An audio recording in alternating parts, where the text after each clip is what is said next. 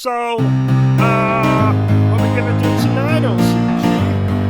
Why, same thing we try to do every night, Belgium. Take over the world. I mean, Twitch. Take over Twitch. Ladies and gentlemen, boys and girls, welcome once again to Obsessive Compulsive Gaming. I am the Obsessive Compulsive Gamer, joined once again by my faithful manservant / Bucktotem Bertram, and this is my review for Spider-Man Miles Morales on the PlayStation 5. Now, my friends, yes, I am fully aware I have already reviewed this game before, but frankly, that review is arse, and I thought I would have another go at the review by reviewing the PlayStation 5 version.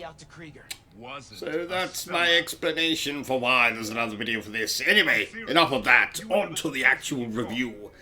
Spider-Man Miles Morales was released in November of last year and is the sequel to 2018's Marvel Spider-Man, which you may or may not know is one of my favorite games of all time. Actually, you should know that. There's 3 videos dedicated to it on my channel, and you should have consumed each and every single video on this channel. Now, if Marvel Spider-Man is the Avengers Infinity War, then Miles Morales is definitely the Avengers Endgame. An equally emotional and fulfilling experience, but not quite as spectacular as what came before it. Does that make sense? I could have also compared them to Uncharted 4 and The Lost Legacy, but that would be too easy, and I'm easy enough as it is. Just ask anyone who happens to be around me when I am drinking, man, woman, or domestic pet. Now, I'm going to assume you have played the first game, so I'm not going to summarize the plot of that game, and if you have not played it, then I have to ask, what the hell is wrong with you? Do you require some kind of psychiatric help? Anyway, in Spider-Man Miles Morales, we, unsurprisingly, play as Miles Morales, 1 year after being bitten by a radioactive spider, with the real Spider-Man on vacation. Yes, I said real Spider-Man. Miles is not so much Spider-Man, as he is copycat. I jest. With the original Spider-Man on vacation, a new threat appears in Harlem, and it is up to Miles to put a stop to it once and for all. And who is this new threat? Well, I'm so glad you asked, dear viewer. 'Tis the Tinkerer. But, not quite as you might know them.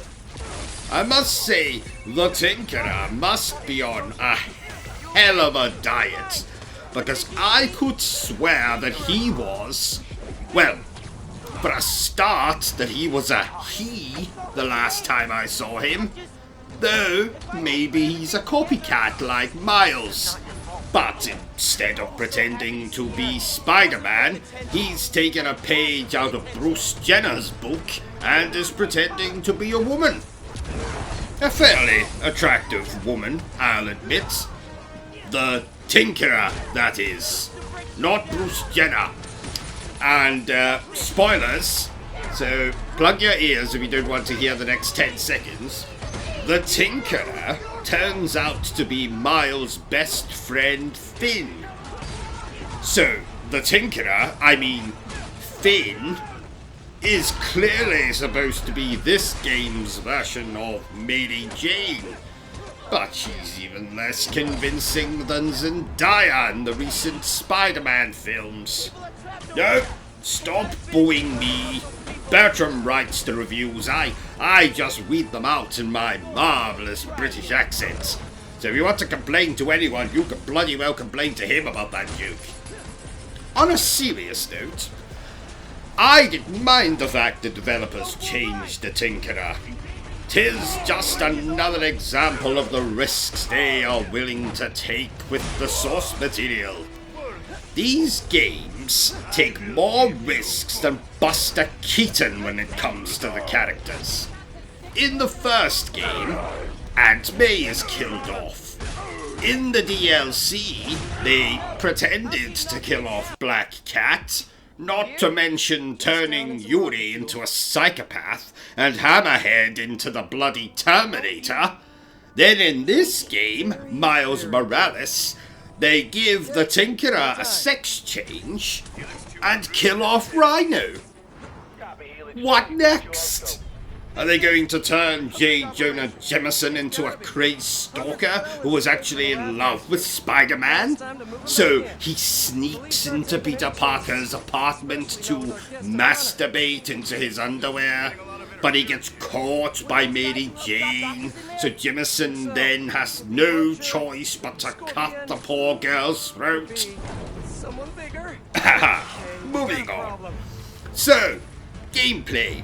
If you play the original game, which of course you have, then you know exactly what to expect here. You'll be doing more swinging here than in an entire season of Wipe Swap. Fighting enemies, upgrading abilities and suits, solving basic environmental puzzles, crimes, collectibles. But what this game adds is a slew of new powers for Miles. You see, basically the game starts with an amazing opening mission / tutorial featuring a boss fight with a certain escaped man in an animal costume. No, not Barney the dinosaur. Wasn't he arrested for sexual misconduct at one point? I'm of course talking about Rhino.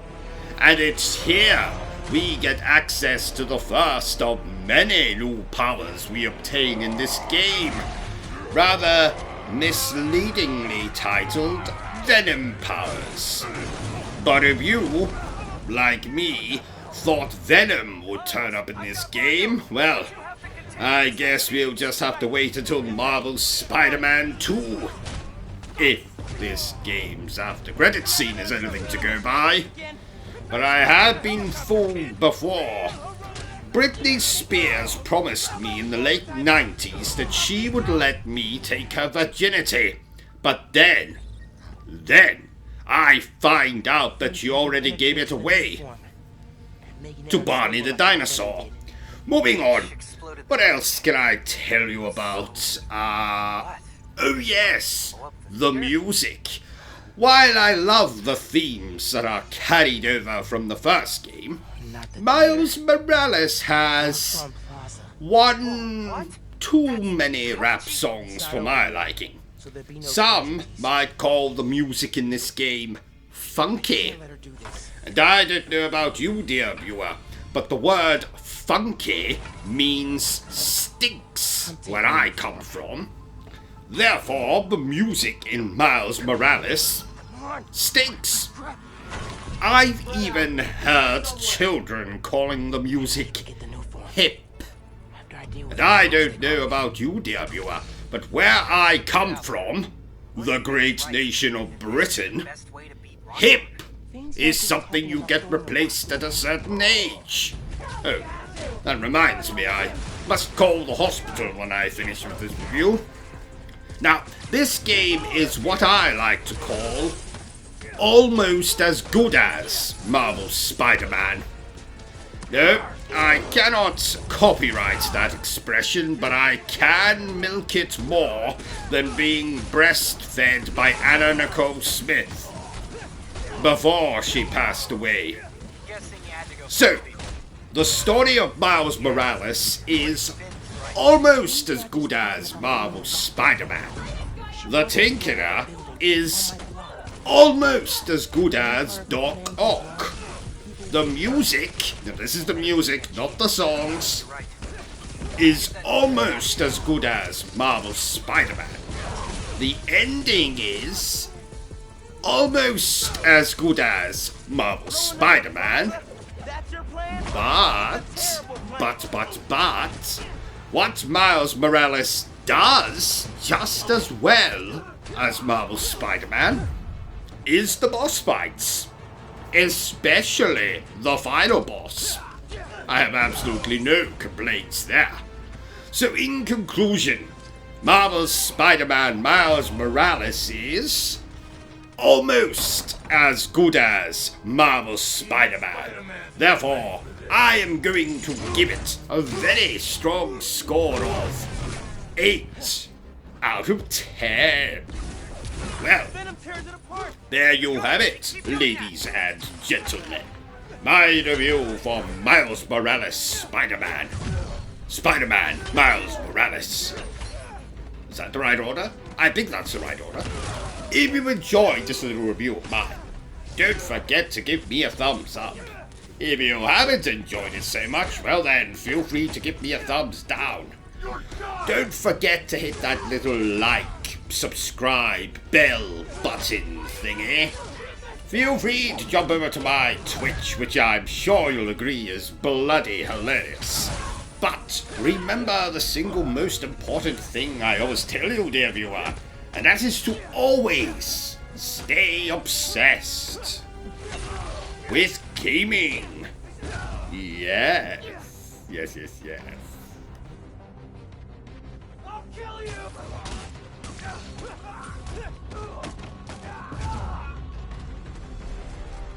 Okay, now for the new form.